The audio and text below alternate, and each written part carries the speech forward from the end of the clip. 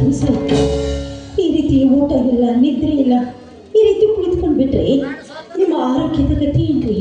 ಗತಿ ಏನು ಹೇಳ್ರಿ? ಸ್ವಲ್ಪ ಹಾಲನ್ನಾದ್ರೂ ಕುಡಿ.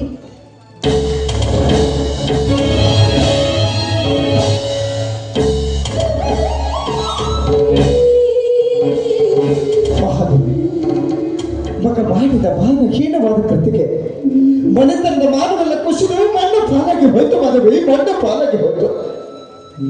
ನಮ್ಮ ಮನೆತನದ ಮಾನಕ್ಕಾಗಿ ತನ್ನ ಕೆಟ್ಟ ಮಗ ಪ್ರಾಣವನ್ನು ಬಲಿಕೊಟ್ಟು ಈ ಮನೆತನದ ಮಾನ ಉಳಿಸಿದ. ಆ ಮಾನವನ್ನ ನಾವು ಯಾವತ್ತಿಗೂ ಮರಿಬಾರ್ದು. ಮದುವೆ ಮರಿಬಾರ್ದು. ಮಗನ ಮನೆತನದ ಕಿಚ್ಚನಲ್ಲಿ ಸುಟ್ಟು ಹಾಕಿ ಆಗಿನ ಕೆಟ್ಟ ಮಗ ಮಾಡಿದ ತಪ್ಪಿಗೆ ಶಿಕ್ಷೆ ಎಂದರೆ ತಪ್ಪಬಾರದು. ಅದಕ್ಕಾಗಿ ಮಾನವಂತರ ಮನೆತನದಲ್ಲಿ ನಿಂತುಕೊಂಡು ನಾನು ಒಂದೇ ಒಂದು ನಿರ್ಧಾರ ತೆಗೆದುಕೊಂಡಿದ್ದೇನೆ. ಮಾಡಿದೆ ಈಗ ಯಾವ ನಿರ್ಧಾರವನ್ನು ತೆಗೆದುಕೊಂಡಿದ್ದರೆ ನಿಮ್ಮ ಮನೆತನ? ನಾನು ಕೇಳುವಂಥ ಮಾತುಗಳಿಗೆ ನೀನು ಮರು ಉತ್ತರ ಅಷ್ಟೇ ಕೊಡಬೇಕು. ಹೆಚ್ಚಿಗೆ ಮಾತಾಡಬಾರ್ದು. ಏನು ಕೇಳಿ? ನಾನು ನಿನಗೆ ಏನಾಗಬೇಕು? ನನ್ನ ಕೊರಳಿಗೆ ಕಾಲು ಕಟ್ಟಿರುವ ಗಂಡ, ಅಲ್ಲಿ ನನ್ನ ಪಾಲಿನ ದೇವರನ್ನು, ಗಂಡನ ಆಜ್ಞೆಯನ್ನು ಪಾಲಿಸುವಂಥದ್ದು ಸತಿಯಾದವಳ ಧರ್ಮ, ಆದವಳ ಆದ ಕರ್ತವ್ಯ. ಹೌದಲ್ವೇ? ಹೌದು. ಒಂದು ವೇಳೆ ನನ್ನ ಆಜ್ಞೆಯನ್ನು ನೀನು ತಿರಸ್ಕರಿಸುತ್ತೆ, ನಿಜವಾಗ್ಲೂ ಸತಿಯಲ್ಲ ರೀ. ಸತಿಗೆ ದ್ರೋಹ ಮಾಡುವ ಸತಿ ದ್ರೋಹಿ. ಸರಿ, ಹಾಗಾದ್ರೆ ಈಗ ನಾನು ಒಂದೇ ಒಂದು ಮಾತು ಕೇಳ್ತೀನಿ. ಮಗ, ನಾನು ಕೇಳುವ ಮಾತು ನಡೆಸಿಕೊಡ್ತೀನಿ ಅಂತ ನೀನು ನನಗೆ ಮಾತು ಕೊಡಬೇಕು. ನಿಮ್ಮ ಮಾತು ಯಾವುದು ಅಂತ ತಿಳಿದುಕೊಳ್ಳಾರ್ದೆ ನಿಮಗೆ ವಚನವನ್ನು ಕೊಟ್ಟು ವಚನ ನಿಮ್ಮ ಅಂತರಂಗದಲ್ಲಿರುವ ಮಾತನ್ನು ಬಹಿರಂಗಪಡಿಸಿ ಮಾತು ಯಾಕೆ ಸತಿಯಾದವಳ ಪತಿಯ ಆಜ್ಞೆಯನ್ನು ಪಾಲಿಸುವುದು ಸತಿಯಾದಂತಹ ಧರ್ಮವನ್ನು ಇದೀಗ ತಾನೇ ನನ್ನ ನಾಲಿಗೆಯಿಂದ ನೀನೇ ನೋಡ್ತಿರುವೆ ಅಲ್ವೇ? ಅಂದಾಗ ನನ್ನ ಮಾತಿನ ಅಂತರಂಗವನ್ನು ತಿಳಿಯುವಂತಹ ಅವಶ್ಯಕತೆ ನಿನಗಿಲ್ಲ. ನನ್ನ ಮಾತು ನಡೆಸಿಕೊಟ್ಟು ಅಥವಾ ಇಲ್ಲ ಅಷ್ಟೇ. ನನ್ನ ಹೆತ್ತವರಲ್ಲಿ ಹಾನಿ ಮಾಡಿ ಹೇಳ್ತಾ ಇದ್ದೀನಿ. ಖಂಡಿತವಾಗ್ಲೂ ನಿಮ್ಮ ಮಾತನ್ನು ನಡೆಸ್ಕೊಳ್ತೀನಿ.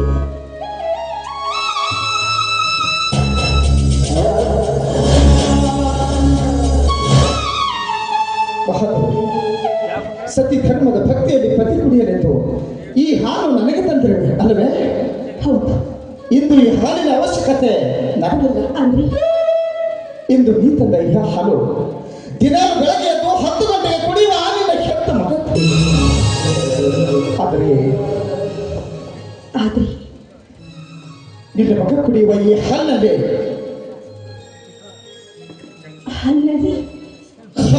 ವಿಷ ಹಾಕಿ ಕುಡಿಸಿ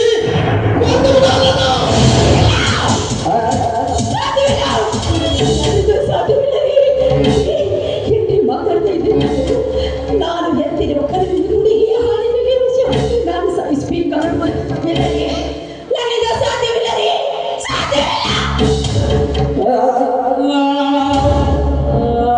ಹೌದು ಮದುವೆ ಹೌದು. ಇದು 9 ತಿಂಗಳು ಹತ್ತು ನಿಮಗೆ ಹಾಲು ಕೊಟ್ಟು ತುತ್ತು ಮಾಡಿ ಉಳಿಸಿದ ಆಗಿದ್ದ ಹೆತ್ತ ಕರುಳಿನ ಕರುಳು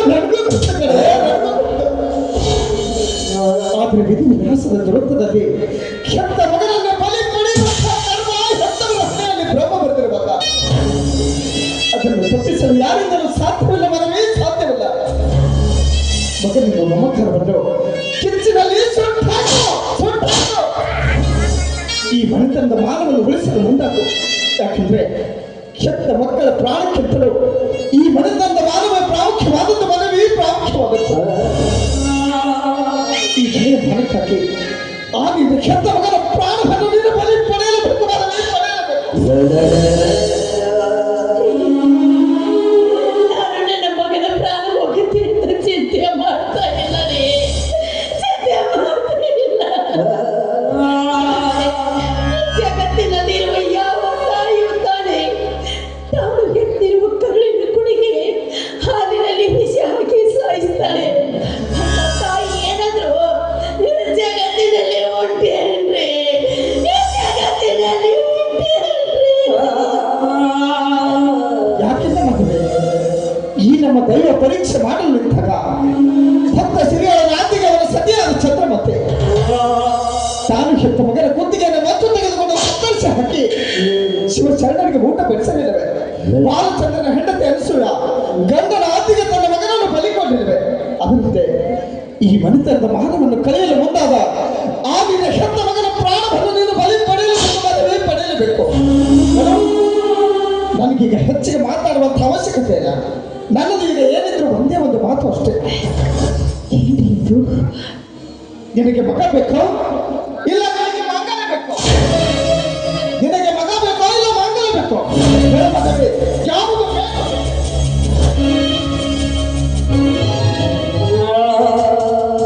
ಎಂಥ ಮಾತಾಡ್ತಾ ನೀವು? ಮಗ ಮತ್ತು ನನ್ನ ಮಾಂಗಲ್ಯ ನನ್ನ ಎರಡು ಕಣ್ಣುಗಳಿದ್ದ ಹಾಗೆ. ಇನ್ನೆರಡು ಕಣ್ಣುಗಳಲ್ಲಿ ನಿನಗೆ ಯಾವುದು ಬೇಕು ಅಂತ ಕೇಳಿದೆ. ನಾನು ಯಾವುದನ್ನು ಬೇಕು ಅಂತ ಹೇಳಿದೆ, ಯಾವುದನ್ನು ಬೇಡ ಅಂತ ಹೇಳಿದೆ. ಆದರೆ ಎಲ್ಲಾಗೆ ಗೊತ್ತಿಲ್ಲ, ಸತಿ ಧರ್ಮದಲ್ಲಿ ಇರುವುದು ಒಂದೇ ಮಾತು. ನನಗೆ ನನ್ನ ಮಗ ಹೋದ್ರು ಮಾಂಗಲ್ಯ ಬೇಕು ರೀ, ಮಾಂಗಲ್ಯ ಬೇಕು ರೀ, ಮಾಂಗಲ್ಯ ಸರದು ಶ್ರೀಮತಿಗೆ ಸಿರಿಯವರೆಗೂ ಸಿಂಧೂರವಳು ಅತ್ತೆಯ ಪತಿಗೆ ಹೆಸರು ಮುತ್ತೈದೆಯ ಪದವಿ ಬಳ್ಳಾರ ಅವಳ ಬಸಿರು ಮುತ್ತೈದೆಯ ಮಾತಾಡಿ ಬಿಟ್ಟು ಮದುವೆ ಹೆಣ್ಣಿನ ಸ್ಥಾನದಲ್ಲಿ ನಿಂತುಕೋ. ಈಗ ಮಗ ಮಹಂತೇಶ್ ಮನೆಗೆ ಬರುವ ಸಮಯ. ಕೆಟ್ಟ ತಾಯಿ ಕೈಗಳಿಂದ ಹಾಲು ಕುಡಿಯಬೇಕೆಂದ ಹಂಬಲ ಅವನ ಮನದಲ್ಲಿ ತುಂಬಿಕೊಂಡು ನೀನು ಕೊಡುವ ಈ ಹಾಲಿನಲ್ಲಿ ಈ ವಿಷ ಹಾಕಿ ಕುಡಿಸಿ ಒಂದು ವೇಳೆ ಹೊತ್ತ ಮುಳುಗೋದ್ರೊಳಗಾಗಿ ಹೆತ್ತ ಮಗಳನ್ನು ನೀನು ಕೊಲೆ ಮಾಡದೆ ಹೋದ್ರೆ ಈಗ ಕೊಳ್ಳಿಗೆ ಮಂಗಲ ಕಟ್ಟಿದ ಈ ದಿನ ಗಂಡ ಇಂದು ರಾತ್ರಿ ಆತ್ಮಹತ್ಯೆ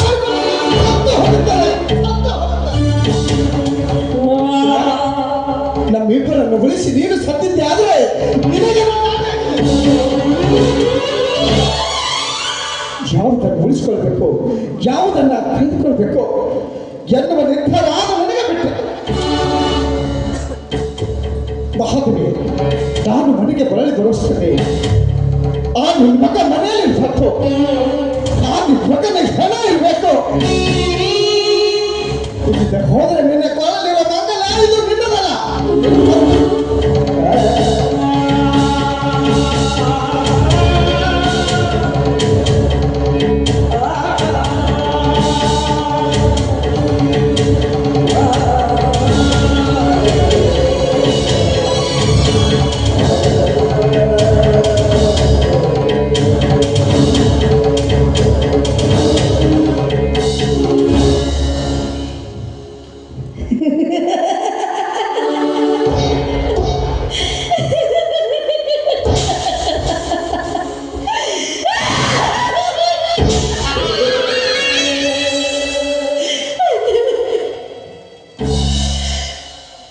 ಮೆಚ್ಚಿದೆ ಬ್ರಹ್ಮ,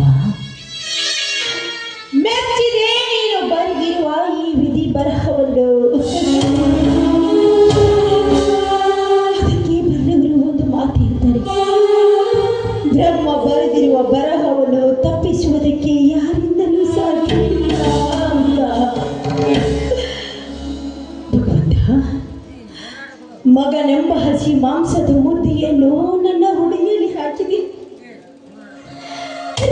ತುಗಳ ಕಣ್ಣಿಗೆ ಬೀಳ್ಬೋದು ಅಂತ ಕಾವಲಿಗಾಗಿ ನನ್ನನ್ನೇ ಇದ್ದೆ.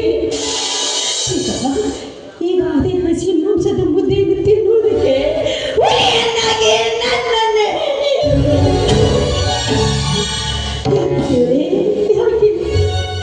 ನಾನು ಈ ಭೂಮಿ ಮೇಲೆ ಬದುಕಬಾರ್ದು ಎಂಬ ಆಸೆ ನಿನ್ನಲ್ಲಿದ್ರೆ ನನ್ನಲ್ಲಿ ಯಾಕಪ್ಪ ಈ ಭೂಮಿಗೆ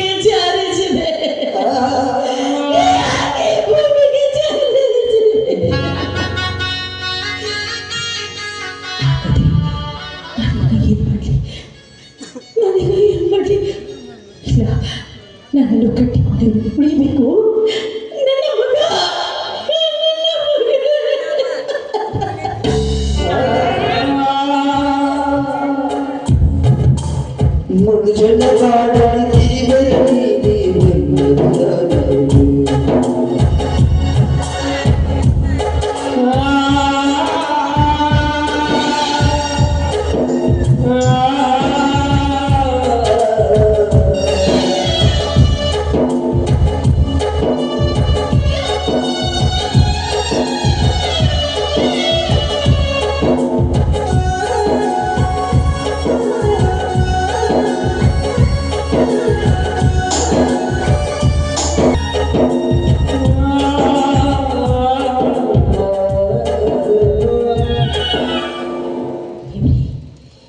ಇವತ್ತು ನನಗೆ ಗಂಡನ ಆಜ್ಞೆಯಂತೆ ನನ್ನ ಮಗನಿಗೆ ಹಾಲಿನಲ್ಲಿ ವಿಷ ಹಾಕಿ ಸಾಯಿಸಿದ್ದೀನಿ.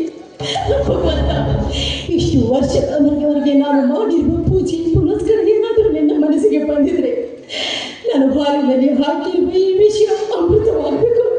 ನನ್ನ ಮಗ ಬದುಕಬೇಕು, ನನ್ನ ಮಗ ಬದುಕಬೇಕು. ಆದರೆ ಮಗು ನೀನಿದ್ದೀಯಾ ಅಂತ ನಾನು ನಂಬ್ತೀನಪ್ಪ, ನೀನಿದ್ದೀಯಾ ಅಂತ ನಾನು ನಂಬ್ತೇನೆ.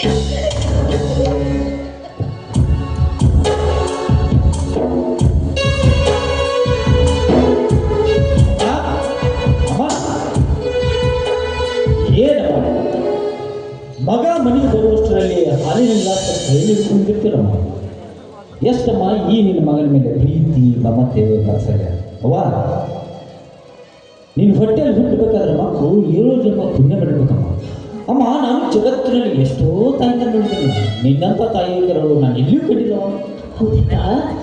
ಜಗತ್ತಿನಲ್ಲಿ ಪ್ರೀತಿ ಪ್ರೇಮ ಮಾಡುವ ಎಷ್ಟೋ ತಾಯಂದಿರನ್ನು ನೀನು ಕಂಡಿರಬಹುದು. ಆದರೆ ಮಗನ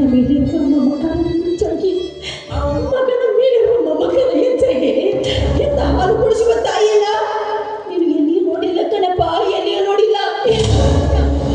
ನನ್ನ ಬಟ್ಟೆಯಲ್ಲಿ ಹುಟ್ಟಿದ್ದು ನಿನ್ನ ಪುಣ್ಯನು ಅಥವಾ ನಿನ್ನಂತ ಮಗನ ಎತ್ತಿರೋದು ನನ್ನ ಪುಣ್ಯನು? ಅದೇವರಿಗೆ ಗೊತ್ತು ಕಣೋ, ಅದೇವರಿಗೆ ಗೊತ್ತು. ಅಮ್ಮ, ಯಾಕಮ್ಮ ಅಳ್ತಾ ಇದ್ದೀವಿ? ಕಣ್ಣಲ್ಲಿ ಯಾಕಿಲ್ಲಪ್ಪ, ನನಗೆ ಹಾಲು ಕುಡಿಸುವ ಸಂತೋಷಕ್ಕಾಗಿ ಕಣ್ಣೀರು ಬಂತು ಅಷ್ಟೇ. ಏನಮ್ಮ, ಹಾಲು ಕುಡಿಸಿ ಸಂತೋಷಕ್ಕೆ ಆದರೂ ಕಣ್ಣೀರು ಹಾಕ್ತಾರಮ್ಮ? ಹಾಗೆಲ್ಲ ಹಾಕ್ಬಾರ್ದಮ್ಮ. ಅಮ್ಮ, ಏನಮ್ಮ ವರ್ಷ ವಿಜೃಂಭಣೆ ಆಚರಿಸ್ತೀರ ಹುಟ್ಟು ಹಬ್ಬ, ಇವತ್ತೇಕು ಮರ್ತು ಬಿಟ್ಟಿದ್ದೀರ? ಹೌದು ಬಿಡಮ್ಮ, ಅಪ್ಪ ನೀನು ಯಾವುದೋ ವಿಷಯದಲ್ಲಿ ಮರ್ತಿರ್ಬೇಕು. ಅಮ್ಮ, ಈ ನಿನ್ನ ಕೈಯಿಂದ ಹಾಲು ಕುಡಿಬೇಕಾದ್ರೆ ನಿನ್ನ ಹತ್ರ ಒಂದು ಮಾತು ಕೇಳೋದಿದೆ ಅಮ್ಮ. ಆ ಮಾತಿಗೆ ನೀನು ಉತ್ತರ ಕೊಡ್ತೀನಂದರೆ ನಾನು ಹಾಲು ಕುಡಿತೀನಮ್ಮ. ಆ ಮಾತು ಯಾವುದು ಅಂತ ಹೇಳೋ ಮಾತೇಶ? ಅಮ್ಮ, ಇವತ್ತು ನನ್ನ ಹುಟ್ಟುಹಬ್ಬ. ಈ ಹುಟ್ಟು ಹಬ್ಬದ ದಿನ ನಾನು ಮಾಡಿದ ತಪ್ಪನ್ನು ಮುಚ್ಚಿಡದೆ ಎಲ್ಲ ನಿಚ್ಚಳವಾಗಿ ಹೇಳ್ತಾ ಇದ್ದೇನಮ್ಮ. ಆದರೆ ನೀನು ಆ ತಪ್ಪನ್ನು ಕ್ಷಮಿಸ್ತೇನೆ ಮಗನೆ ಅಂತ ನಾನು ಹೇಳಬೇಕು. ಅವಾಗ ಮಾತ್ರ ಹಾಲನ್ನ ಕುಡಿತೀನಮ್ಮ. ನಿಜವಾಗಿ ನಾನು ಕ್ಷಮಿಸ್ತೀನಿ, ಅದರಲ್ಲಿ ಯಾವ ಮಾತು ಅಂತ ಹೇಳ್ತೇನೆ. ಅಮ್ಮ, ನ್ಯಾಯವಂತರ ಮನೆತನದಲ್ಲಿ ಹುಟ್ಟಿ ಒಂದು ಮಾಡಬಾರ್ದು ದೊಡ್ಡ ತಪ್ಪನ್ನು ಮಾಡಿದ್ದೀನಮ್ಮ. ಅಮ್ಮ, ಅದೇನಂದ್ರೆ ನಮ್ಮನೆ ನಂಬಿ ಬದುಕುತ್ತಿದ್ದ ಬಡ ಹುಡುಗಿಯ ಮಾನವಂಗ ಮಾಡಿದ್ದೇನಮ್ಮ, ಮಾನವಂಗ ಮಾಡಿದ್ದೇನೆ.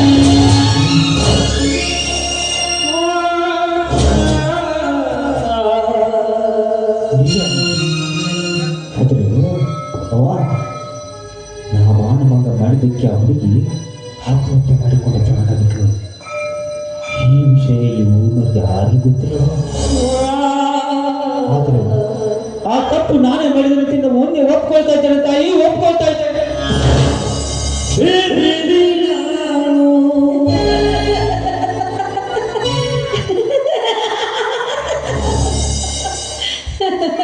ಅಮ್ಮ, ಯಾಕಮ್ಮ ಈ ಥರ ನಗ್ತಾ ಇದೆಯಾ? ಕಾಂತೇಶ, ಬೆಕ್ಕು ಕಣ್ಣು ಮುಚ್ಚಿಕೊಂಡು ಹಾಲು ಕುಡಿದ್ರಿ ಈ ಜಗತ್ತೇ ನೋಡಿಲ್ಲ ಅಂತ ತಿಳಿದಿತ್ತಂತಪ್ಪ. ಹಾಗಾದ್ರೆ ಈ ವಿಷಯ ಇಲ್ಲಪ್ಪ, ಈ ಕಡೆ ನನಗೆ ಹೇಳ್ತಾ ಇದೆಯಲ್ಲ, ಈಗ ಗೊತ್ತಾಯ್ತು ಅಷ್ಟೇ. ಹೌದಾ? ಇನ್ನು ಮುಂದೆ ಜಗತ್ತಿನಲ್ಲಿ ಎಲ್ಲ ಹೆಣ್ಣು ಮಕ್ಕಳನ್ನು ನನ್ನ ಹೆತ್ತ ತಾಯಿಯಂತೆ ಕಾಣುತ್ತೇನಮ್ಮ, ಹೆತ್ತ ತಾಯಿಯಂತೆ ಕಾಣುತ್ತೇನೆ. ನನಗೆ ಹೆಂಡತಿಗಳು ಬಿಟ್ಟು ಯಾರು ಖಂಡಿತ ಸಹ ನೋಡುವುದಿಲ್ಲ. ಆದ್ರೆ ಅಮ್ಮ, ಈ ತಪ್ಪನ್ನು ಕ್ಷಮಿಸಿದ್ದೇನೆ. ಈ ನಿನ್ನ ಅಮೃತ ಹಸ್ತದ ನನ್ನ ಮಸ್ತಕದ ಮೇಲೆ ಆನೆ ಇಟ್ಟು ಮಾತು ಕೊಡ್ಬೇಕಮ್ಮ. ಇಂದಿನಿಂದ ನನ್ನ ಮಗನಾಗಿ ಬೆಳಕು ಈ ನಿನ್ನ ತಪ್ಪಿಸಿದ್ದೇನೆ, ತಪ್ಪನ್ನು ಕ್ಷಮಿಸಿದ್ದೇನೆ ಅಂತ ಹೇಳಮ್ಮ. ಅಮ್ಮ ಕ್ಷಮಿಸಿದ್ದೀನಿ ಅಂತ ಹೇಳಿ ನೀನು ಹಾಗಷ್ಟಲ್ಲಮ್ಮ, ವಿಷ ಕೊಟ್ಟು ಕುಡಿತಾನಮ್ಮ. ಈ ನಿನ್ನ ಮಗ ವಿಷ ಕೊಟ್ಟು ಕುಡಿತಾನೆ. ಆದ್ರೆ ಈ ತಪ್ಪನ್ನು ಕ್ಷಮಿಸ್ತೀಯ ತಾನೆ? ಮುಕ್ಕೋಟಿ ದೇವರು ತಾಯಿ ಪಾದನೆಡುವರು, ಕೈ ಬಿಡಿದು ಬೇಡುವೆನು ನಿನಗೆ ಕ್ಷಮೆಯ ಕರುಣಿನಾರಿ.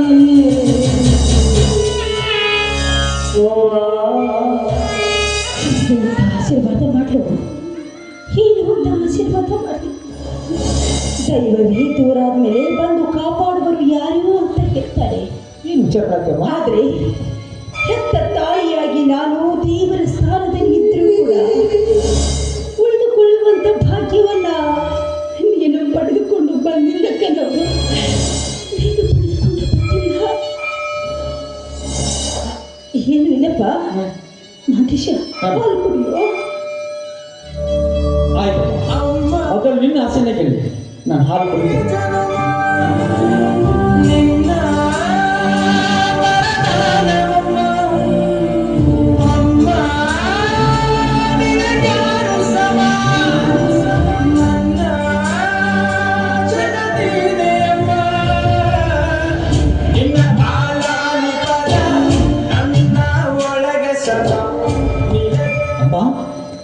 ನೀನು ಹೇಳಿದಂತೆ ಹಾಲು ಕೊಟ್ಟಿದ್ದೇನೆ, ಈಗಲಾದ್ರೂ ನನ್ನ ತಪ್ಪನ್ನು ಕ್ಷಮಿಸಿರ್ತಾನೆ. ಆಶೀರ್ವಾದ ಮಾಡಲಿ ನಾನು, ಆಶೀರ್ವಾದ ಮಾಡಲಿ ನಾನು. ಆಶೀರ್ವಾದ ಮಾಡುವಂತ ಯೋಗ್ಯತೆ ತಾಯಿ ಕಳೆದುಕೊಂಡು ಬಿಟ್ಟಿದ್ದಾಳು, ತಾಯಿ ಕಳೆದುಕೊಂಡು ಬಿಟ್ಟಿದ್ದಾಳೆ.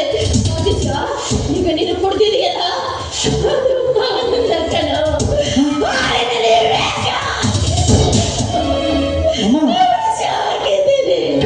ಏನ್ ಹೇಳ್ತಾ ಇದ್ದಮ್ಮ ನೀನು? ನೀನು ಮಾಡಿ ಬರ್ತಾ ಫೋನಿನ ತಂದೆಯವರ ಕಣ್ಣಿಗೆ ಬಿದ್ದಿದೆ.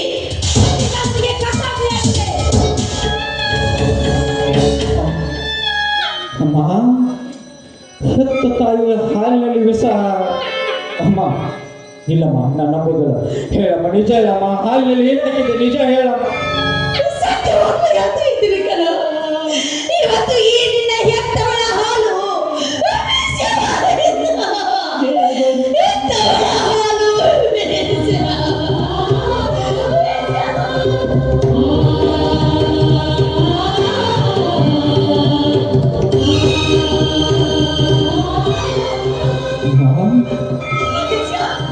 ಹೆತ್ತವರ ಕೈಯಲ್ಲಿ ವಿಷ ಕುಡಿದು ಸಾಯುವ ಕಡೆ ನನ್ನಲ್ಲಿ ಬಂದಿರುವಾಗ ನಾನು ನಿನ್ನೆಕ್ಕೆ ಹೊಣೆ ಮಾಡಿದ್ದಾರೆ. ನ್ಯಾಯಕ್ಕೆ ಬಲಿ ಕೊಟ್ಟ ಈ ನಿಮ್ಮ ಹೆಸರು ಸೂರ್ಯ ಚಂದ್ರರು ಅನಾಥರಾಗಿರುತ್ತದೆ. ಅಮ್ಮ, ನನ್ಗೆ ಯಾಕೋ ತಲೆ ಸುತ್ತ ಬಂದು ಕೊನೆಗೆ ಒಂದ್ಸಲ ಕ್ಷಮಿಸ್ತೀನಿ ಅಂತ ಹೇಳಮ್ಮ.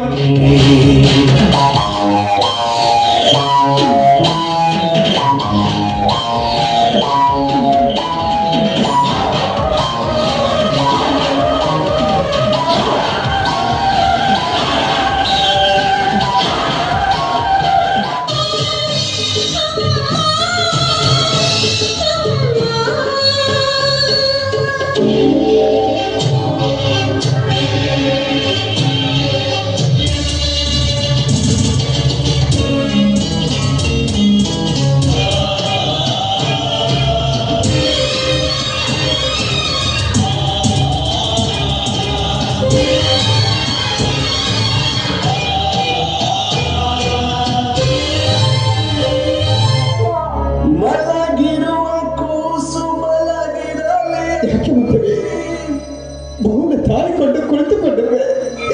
ಆದಿದ್ದ ದುಃಖದ ಕಡಲು ನಾನು ಅರ್ಥ ಮಾಡಿಕೊಂಡಿರುವ ಮದುವೆ ಅರ್ಥ ಮಾಡಿಕೊಂಡಿರುವೆ. ಆದ್ರೆ ಏನ್ ಮಾಡುವುದು? ಇದೆಲ್ಲವೂ ನಮ್ಮ ಪಾಲಿಗೆ ಅನಿವಾರ್ಯ ಮಹಾದೇವಿ, ಅನಿವಾರ್ಯ. ಎಂದು ನಮ್ಮ ಮಗನ ಸತ್ಯದ ಕಡೆ ನಮ್ಮ ಮನೆತನದ ನಂದ ದೀಪವೇ ಆರಿ ಹೊಟ್ಟು ಹೋಯ್ತು, ಮದುವೆ ಹೊಟ್ಟು ಹೋಯ್ತು. ಇಷ್ಟಕ್ಕೆ ನಾಯಿ ಬರ್ತಂದು ಮಾಡುವ ಕಾರಣ ನಾನು ಎಷ್ಟೊಂದು ಮಾತಾಡ್ತಾ ಇದ್ದೀನಿ, ನೀನಾಕೆ ಮೌನವಾಗಿ ನಿಂತಿದ್ಯಾ? ಮಾತಾಡೋ ಮೊದಲೇ ಮಾತಾಡೋ. ಈಗ ಬಂದ್ರ ಈಗ ಸಮಾಧಾನವಾಯ್ತೇನ್ರಿ ನಿಮಗೆ?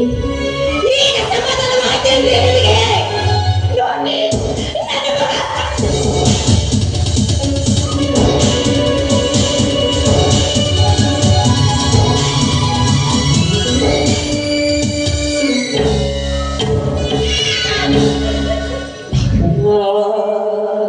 ಮುಂದುವರಿಸ್ಬೇಡ. ಈ ಮಾತು ಮತ್ತೊಬ್ಬರಿಗೆ ಗೊತ್ತಾದ್ರೆ ಭೂಚನ ಬರೆ ತುಂಬೆ ಹೋಗುತ್ತಾರೆ. ಅವರಿಗೆಲ್ಲ ಗೊತ್ತಾಗುವಷ್ಟರಲ್ಲಿ ಶವ ಸಂಸ್ಕಾರ ನಡೆದು ಹೋಗ್ಲಿಕ್ಕೆ ನೀನಿಲ್ಲೇ ಇರು, ನಾನು ಹೋಗಿ ಎಲ್ಲ ವ್ಯವಸ್ಥೆ ಮಾಡ್ಕೊಂಡು ಬರ್ತೇನೆ. ನಿಂತ್ಕೊಡ್ರಿ. ಇವತ್ತು ಕೊನೆಯದಾಗಿ ಯಾಕೋ ಏನು ನಿಮ್ಮ ಪಾದಕ್ಕೆ ಹಣೆ ಹಚ್ಚಿ ನಮಸ್ಕಾರ ಮಾಡಬೇಕು ಅಂತ ತುಂಬ ಆಸೆ ಆಗ್ತಾ ಇದೆ ರೀ, ತುಂಬ ಆಸೆ ಆಗ್ತಾ ಇದೆ. ನಿಮ್ಮ ಪಾದ ಕೊಡಿಸೋರಿ, ನಮಸ್ಕಾರ ಮಾಡ್ತೀನಿ. ಯಾಕೆ ಮದುವೆ? ಏನೇನೋ ಏನೇನೋ ಈ ನಿನ್ನ ಮನ ಬಂದಂತೆ ಮಾತಾಡ್ತಾ ಇದ್ದೆಲ್ಲ ಯಾಕೆ? ಬದುಕಿಸಿಕೊಡು ಈ ಕೆಟ್ಟ ಗಳಿಗೆ ಕನಸಾಗಬಾರದೆ, ಈಗ ಎಂದು ಒಮ್ಮೆ ನಗಬಾರದೆ. ನನ್ನೊಂದಿಗೆ ಜೀವನ ಸಾಗಿಸುವ ಮನಸ್ಸು ನಿನಗಿಲ್ಲವೇ ಮದುವೆ? ನಿನಗಿಲ್ಲವೇ? ಅಂತ ಮಾತಾಡ್ತಾ ಇದ್ದೀರಿ ನೀವು. ನಿಮ್ಮಂಥ ನೀತಿವಂತ ನ್ಯಾಯವಂತ ಗಂಡನನ್ನು ಪಡಿಬೇಕಾದರೆ ನಾನು ಪುಣ್ಯ ಮಾಡಿದ್ದೀನಿ ರೀ, ನಾನು ಪುಣ್ಯ ಮಾಡಿದ್ದೀನಿ. ನೋಡಿ, ಏನು ಜನ್ಮ ಅಂತ ಇದ್ರೆ ನೀವೇನು ಗಂಡನಾಗಿ ಬನ್ನಿ ಅಂತ ಆ ದೇವರಲ್ಲಿ ಬೇಡ್ಕೊತೀನಿ. ನಾನು ಆ ದೇವರಲ್ಲಿ ಬೇಡ್ಕೊತೀನಿ. ನೀವೇನು ನನ್ನ ಮಗನಿಗೆ ಹಾಲಿನಲ್ಲಿ ವಿಷ ಹಾಕಿ ಸಾಯಿಸಿ ಅವನನ್ನು ಕೊಂದು ಬಿಡು ಅಂತ ಹೇಳಿದ್ರೆ ನಾನು ಕೂಡ ನಿಮ್ಮ ಮಾತಿನಾಗೆ ಹಾಗೆ ಮಾಡಿದ್ದೇನೆ, ಹಾಗೆ ಮಾಡಿದೆ. ಆದರೆ ಇಂಥ ಕರುವಿನ ಕೊನೆಗೆ ಹಾಲಿನಲ್ಲಿ ವಿಷ ಹಾಕಿ ಸಾಯಿಸಬೇಕಾದ್ರೆ ನನ್ನ ಕರುಳು ಯಾಕಂದು ಕಠೋರವಾಗಿರ್ಬೇಕು, ಕಠೋರವಾಗಿರ್ಬೇಕು.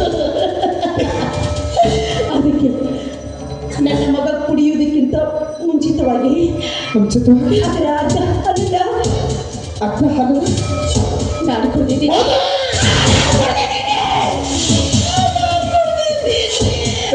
ನಿಮ್ಗೇನೇ ಆಗ್ಬಾರ್ದು.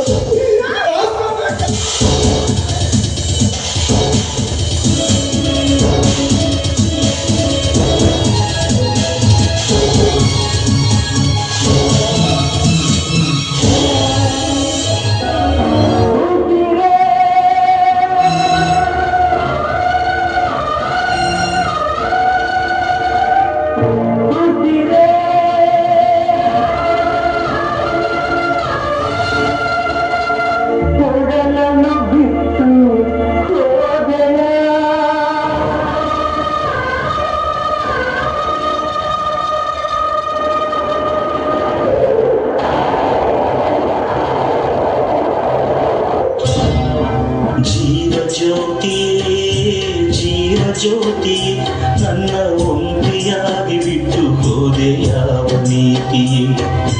ಜೀವ ಜ್ಯೋತಿ ನನ್ನ ಒಂಟಿಯಾಗಿ ಬಿಟ್ಟು ಹೋದೆ ಯಾವ ನೀತಿಯೇ? ದೇವ, ನಾನು ಯಾವ ಜನ್ಮದಲ್ಲಿ ಯಾವ ಪಾಪ ಮಾಡಿದ್ದೇನೆ ಅಂತ ನನ್ನ ಬದುಕನ್ನು ಈ ರೀತಿಯಾಗಿ ಸೃಷ್ಟಿ ಮಾಡಿದ್ದೇನೆ. ತ್ಯಾಗ, ನೀತಿ, ಸತ್ಯ, ಧರ್ಮ ಈ ಕಲಿಯುಗದಲ್ಲಿ ನನ್ನ ವೈರಿಗಳಾಗಿ ಮಾಡಿದ್ದೇನೆ. ಇಲ್ಲಿ ನ್ಯಾಯವಂತರಿಗೆ ನೆಲೆ ಇರುವೆ, ನೀತಿವಂತರಿಗೆ ನಿಲ್ಲಲು ಅವಕಾಶ ಇರುವೆ, ಧರ್ಮವಂತರಿಗೆ ಪುಣ್ಯದ ಕೆಲಸ ಮಾಡಲು ಆ ಕಾರಣ ಇಲ್ಲವ ದೇವ.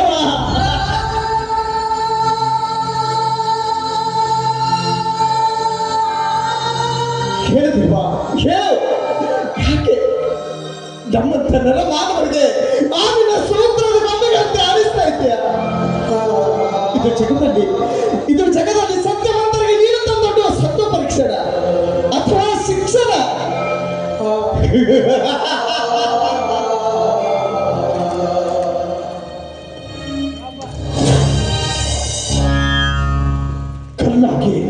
ಕಲ್ಲಾಗಿ ಕುಳಿತ ಕಳ್ಳ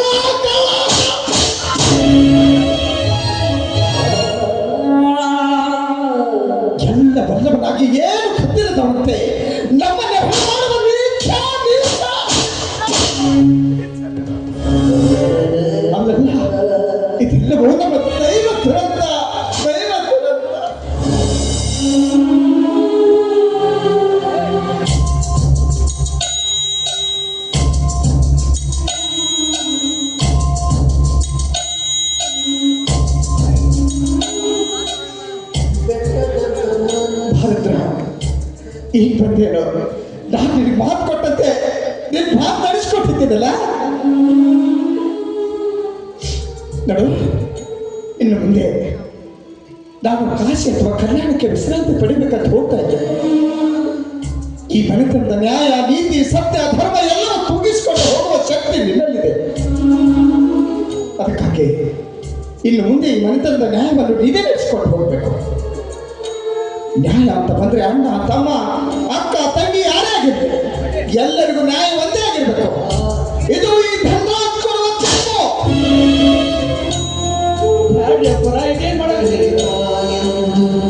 ಕರೆಯಲಿಲ್ಲ ದುಃಖಿಸಿ ಮಡಿಲೊಂದು ಇಲ್ಲ.